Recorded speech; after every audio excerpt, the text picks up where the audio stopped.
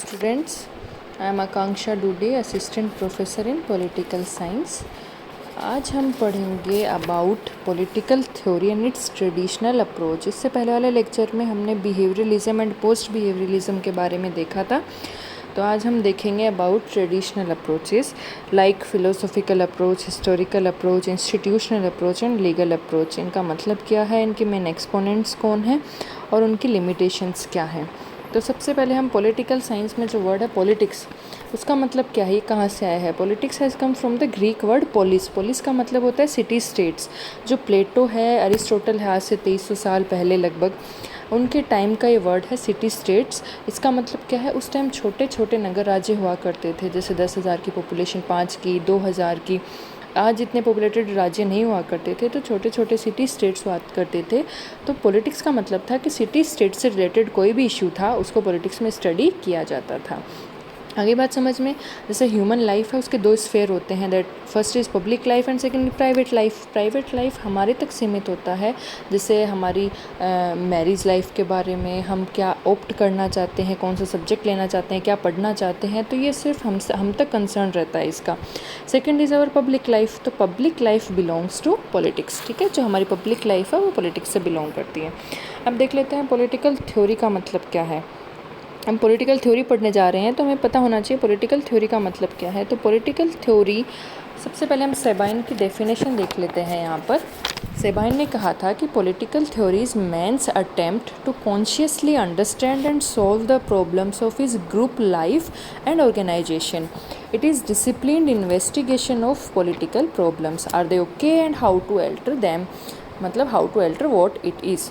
तो इसका सीधा सा मतलब है, ये डेफिनेशन देखने में टिपिकल लगेगी लेकिन इसका सीधा सा मतलब है, इन्होंने क्या कहा कि पॉलिटिकल थ्योरी है एक आदमी का अटेम्प्ट टू कॉन्शियसली अंडरस्टैंड, मतलब सोच समझकर देखना, to solve the problems of his group life and organization. इसका मतलब है, उन्होंने जैसे अरिस्टोटल ने कहा था कि man is a social animal. तो अगर मैन एक सोशल एनिमल है, इसका मतलब है मैन अकेला नहीं रह सकता, इंडिविजुअल नहीं रह सकता। मैन एक ग्रुप में रहेगा, 2 आदमी 3 आदमी। तो जब ग्रुप जहाँ होगा तो वहाँ पर मैन एक सोशल एनिमल है, तो उस ग्रुप को ऑर्गेनाइज करने की ज़रूरत भी पड़ेगी। कुछ नियम, कुछ कानून बनाने पड़ेंगे उस ग्रुप को चलाने के लिए, उसको ऑर्गेनाइज करने के लिए, ताकि सारी चीज़ें सिस्टमेटिक ढंग से रहें, झगड़े ना हो, अनार्की ना हो। तो मैन एक सोशल एनिमल है, इसलिए मैन एक पॉलिटिकल एनिमल भी है, ठीक है। तो उस ग्रुप लाइफ की जो पॉलिटिकल प्रॉब्लम्स फिर एमर्ज होंगी, कैसे जैसे स्टेट्स जब बने, लोग ऑर्गेनाइज हुए, तो उसके बाद देखा कि कॉन्स्टिट्यूशन की ज़रूरत है, ताकि एग्जीक्यूटिव है, जुडिशरी है, लेजिस्लेचर है, इनकी स्थापना हो सके। फिर उनको चलाने के लिए नियम कानून बनाए गए कि एग्जीक्यूटिव का क्या रोल होगा, जुडिशरी का क्या रोल होगा, लेजिस्लेचर का क्या रोल होगा, कैसे कानून बनाएंगे। फिर देखा कि सरकार के भी अलग अलग संगठन के मतलब प्रकार होते हैं, जैसे प्रेसिडेंशियल सिस्टम होता है, पार्लियामेंट्री सिस्टम होता है। इंडिया में पार्लियामेंट्री सिस्टम अपनाया गया, अमेरिका में जैसे प्रेसिडेंशियल सिस्टम है। तो ये महज एक एग्जांपल है कि जो हमारा ग्रुप लाइफ होती है, जब हम आदमी इकट्ठे हो जाते हैं, क्योंकि आदमी अकेला रह नहीं सकता, तो आदमी जब इकट्ठे होते हैं तो डिफरेंट पॉलिटिकल प्रॉब्लम्स आती हैं। तो उन पॉलिटिकल प्रॉब्लम्स को एनालाइज करना, उनको ऑब्ज़र्व करना, उनके पीछे के कॉजेज़ को देखना कि क्या कारण है जिससे वो प्रॉब्लम्स आ रही हैं, उसके बाद उनका डिसिप्लिन इन्वेस्टिगेशन करने के बाद उनको सॉल्व करने की कोशिश करना। सिचुएशन, जो पॉलिटिकल ऑर्डर है वो कैसे और अच्छा हो, कैसे और सही हो, इसकी कोशिश करना, यही होता है पॉलिटिकल थ्योरी में। यानी political theory investigate political problems and tries to solve it. Political problems जैसे करप्शन है, इनइक्वालिटी है, किसी स्टेट में करप्शन है, तो पॉलिटिकल थ्योरी का काम क्या होगा, वहाँ पर इन्वेस्टिगेशन करना कि करप्शन क्यों है, इसके पीछे के कारण क्या हैं और इसको सोल्व कैसे किया जा सकता है।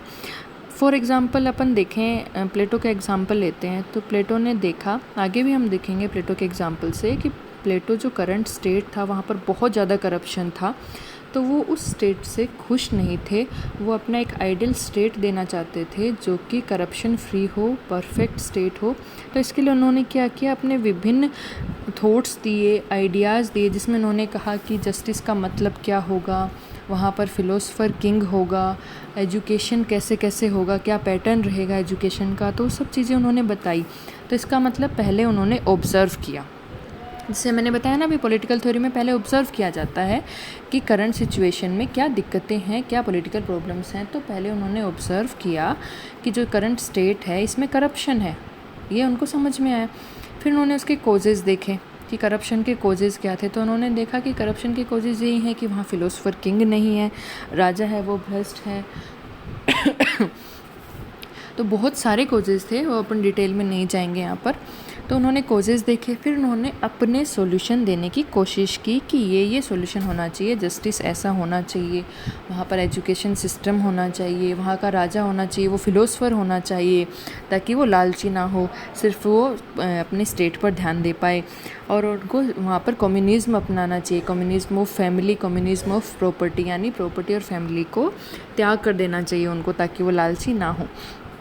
तो ये आगे डिटेल में देखेंगे प्लेटो अगर अपन पढ़ेंगे तो उसमें।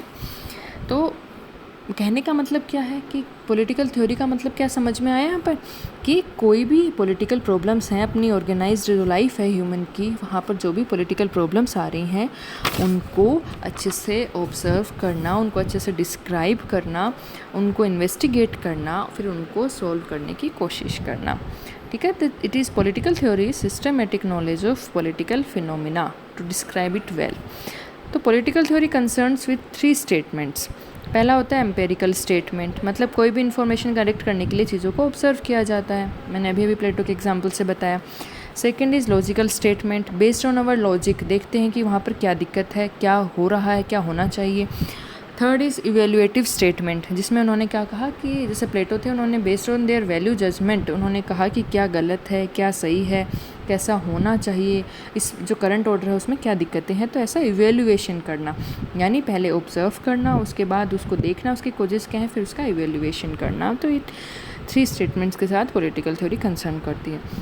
अब पॉलिटिकल थ्योरी की 2 branches like political philosophy and political science, तो ये भी देख लेते हैं इसमें क्या डिफरेंस है। What is the difference between political philosophy and political science. तो पॉलिटिकल फिलोसफी है, उसमें कॉन्सेप्ट बिल्डिंग पर फोकस किया जाता है, जैसे इक्वलिटी, जस्टिस, लिबर्टी, ये ऐसे टर्म्स हैं। तो ये कॉन्सेप्ट्स हैं, इन पे ये कैसे स्टेट में इनको लाया जाए, कैसे इनको एक रियल मीनिंग दिया जाए, इस पर फोकस किया जाता है।